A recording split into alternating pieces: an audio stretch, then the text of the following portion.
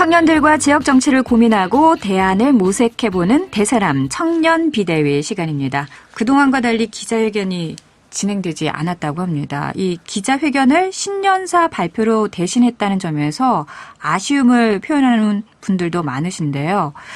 이황원 대변인께서는 어떻게 보십니까? 여기에 대해서. 저는 윤석열 대통령이 네. 지금까지 우리가 유공화국 이후에 어떤 대통령보다 언론과의 스킨십이 자주 있는 대통령이라고 저는 생각을 하고 있거든요. 그래서 이게 신년 기자회견을 하지 않았다고 해서 마치 좀 언론을 무시한다든가 네. 혹은 국민 여론을 도외시한다든가 우리가 그렇게 받아들일 것까지는 없을 것 같고요. 네.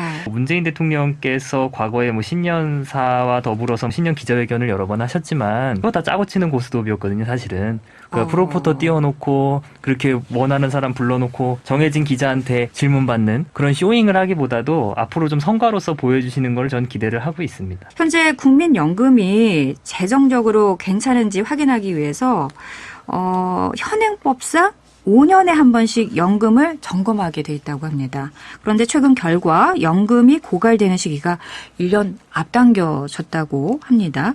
세 분이 지금 이제 MZ 세대시잖아요. 그런 면에서 봤을 때 이 소식은 좀 상당히 더 불안하게 느껴질 수 있는 소식이거든요.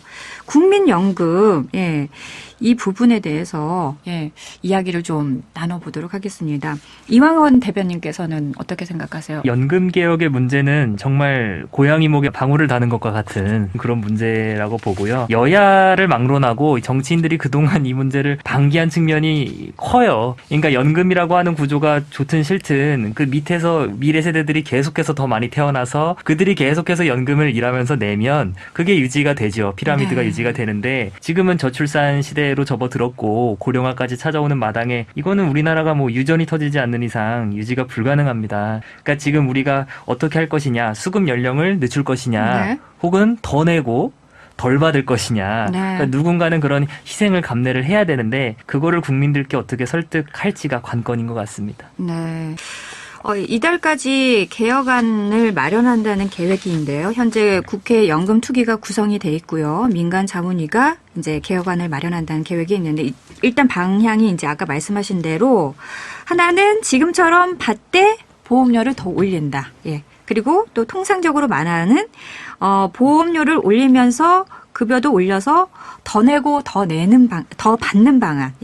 이렇게 두 가지 방법이 있는데 우리가 통상적으로 봤을 때는 더 내고 똑같이 받는 거하고 더 내고 더 받는 방향이 두 번째가 더 낫지 않을까 이렇게 생각을 하는데 어떻게 생각하세요? 지금 국민연금의 사실 가장 큰 문제는 이게 좀 형해화가 되었다는 거예요. 우리가 국민연금을 전 국민 의무로 들게 한 이유는 국가가 월급에서 일단 원천 징수를 하고 여러분들이 노령의 나이가 되시면 물가 상승 쳐줘가지고 국가에서 노후를 책임져 드리겠다는 거였어요. 맞아요. 이 얘기인 즉슨 사적연금을 들 수 없는 사람들을 위한 복지의 개념으로 사실은 출발을 한 건데 이게 맹점은 뭐냐면 연금이기 때문에요. 기본적으로 많이 내면 많이 받습니다. 그러면 정규직으로 20대 대학 졸업하고 정년퇴임까지 스무스하게 삶을 사신 분하고 자영업하면서 연금 한 푼도 못 내신 분하고 그러면 어느 분이 객관적으로 우리가 조금 더 힘든 사람이라고 볼 수 있을까요? 당연히 후자겠죠. 근데 우리가 국민연금을 받는 사람들은 대부분 전자의 분들이 많이 받으십니다. 기업에서 정년퇴임까지 3, 40년 일을 근속을 하신 분들이나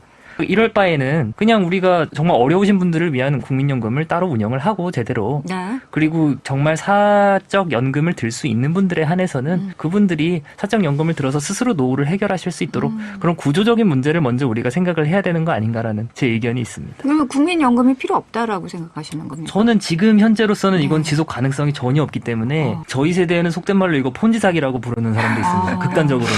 그러면 언제까지 국민연금, 그러니까 몇 세까지는 국민연금을 받아야 되고 몇 세까지부터는 이제 국민연금을 수령하 이런 그 몇 세까지라고 정확히 얘기하기는 어렵겠지만 대충 그럼 안 낸 사람은 안 받는 걸로 받은 사람에 한해서는 일부라도 끝까지 받을 수 있는 상황 그렇게 가야 되는 건가요? 저는 개인적으로는요. 지금 우리가 더 늦기 전에 돌려드릴 수 있는 분들한테는 그냥 돌려드리고요. 사적 연금을 우리가 확실히 보장이 되게끔 해놓은 상태에서 민간 영역에서 해결을 할 수 있는 걸 우리가 어느 정도 만들어 놓고 그리고 정말 어려우신 분들을 위주로 우리가 공적연금을 개편을 좀 해야 된다고 저는 봐요. 알겠습니다. 다음 주제로 넘어가 보도록 하겠습니다. 자, 내년에 치러질 22대 총선을 앞두고 이제 선거구제 문제가 요즘 정치권 화두죠. 현행 소선거구제 대신 한 선거구에서 2명 이상의 국회의원을 뽑는 중대 선거구제로 개편을 하자 이런 얘기가 나오고 있습니다. 네, 이황원 대변인은 어떻게 생각하세요? 뭐 저희 당 소속의 대통령께서 하신 화두긴 하지만 네. 전 반대입니다, 개인적으로. 반대시라고요? 네. 네. 그러니까 왜냐하면 이 중대선거구제의 폐해를 우리가 어디서 많이 볼 수 있냐면 네. 우리 구의원 선거에서 사실 많이 볼 수 있습니다. 아. 그러니까 한 선거구에서 2명 선출하면 그게 중선거구제고 3명 이상 선출하면 대선거구제, 묶어서 중대선거구제거든요. 그러면 그런 분들 계세요. 구의원분 중에 어떤 분은 딱 그 표만 관리하세요. 아. 1등이 아니라도 괜찮으니까 네. 3등만 하면 되잖아요. 3등 하려면 이 동네에서 한 7,000표, 8,000표만 먹어도 되거든요. 딱 그것만 관리하시는 4년 동안에. 정말 정치만 하시는 거군요. 그렇죠. 네. 그러니까 당선은 돼요, 늘. 근데 과연 그게 우리가 바람직한가에 대해서는 의문보가 있는 거죠. 그래서 네. 국회의원 선거에 도입하기에는 말씀하신 대로 그렇다면 이게 우리가 인구를 크게 묶어야 돼요. 그러면 지금 우리가 국회의원 한 명당 한 18만 명 내지 20만 명이 들어갑니다. 그러면 우리가 3명을 뽑는다 그러면 60만 명 넣어야 돼요. 그러면 충청남도를 생각했을 때 블록을 어떻게 묶어야 될까요, 선거구를? 복잡해지네요. 그러면은 보령, 서천, 네. 논산, 계룡, 금산, 공주 다 묶어도 네. 60만 안 나와요. 네. 그럼 이걸 어떻게 해야 될지 참 문제가 많죠. 네.